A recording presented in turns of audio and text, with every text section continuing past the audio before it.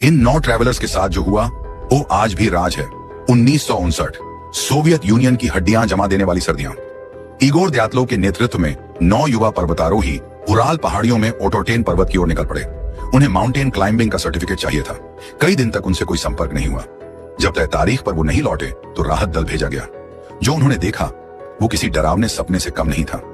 10वें दिन पर उनका टेंट मिला, अंदर से फटा हुआ। सभी का सामान वहीं, लेकिन वो बर्फ पर नंगे पैर भागे हुए, मानो किसी डरावनी चीज से जान बचाकर निकले हों। पहली लाशें पेड़ों के नीचे मिली, आधा शरीर नंगा, हाथों में घाव, चेहरे पर डर जम गया था।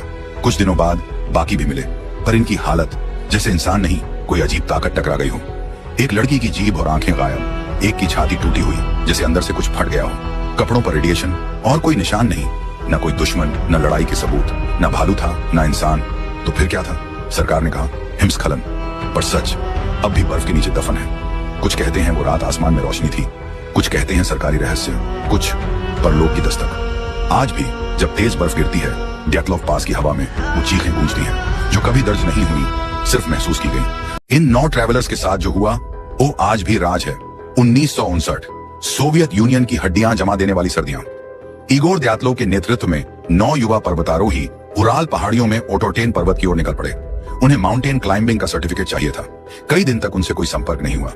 जब तय तारीख पर वो नहीं लौटे तो राहत दल भेजा गया। जो उन्होंने देखा वो किसी डरावने सपने से कम नहीं था। 10वें दिन पर उनका टेंट मिला, अंदर से फटा हुआ। सभी का सामान वहीं, लेकिन वो बर्फ पर नंगे पैर भागे हुए, मानो किसी डरावनी चीज से जान बचाकर निकले हों। पहली लाशें पेड़ों के नीचे मिली, आधा शरीर नंगा, हाथों में घाव, चेहरे पर डर जम गया था। कुछ दिनों बाद बाकी भी मिले, पर इनकी हालत जैसे इंसान नहीं, कोई अजीब ताकत टकरा गई हो। एक लड़की की जीभ और आंखें गायब, एक की छाती टूटी हुई जैसे अंदर से कुछ फट गया हो। कपड़ों पर रेडिएशन और कोई निशान नहीं, न कोई दुश्मन, न लड़ाई के सबूत, न भालू था, न इंसान। तो फिर क्या था? सरकार ने कहा हिमस्खलन, पर सच अब भी बर्फ के नीचे दफन है। कुछ कहते हैं वो रात आसमान में रोशनी थी, कुछ कहते हैं सरकारी रहस्य, कुछ परलोक की दस्तक। आज भी जब तेज बर्फ गिरती है ड्यातलोव पास की हवा में, वो चीखें गूंजती हैं जो कभी दर्ज नहीं हुई, सिर्फ महसूस की गई।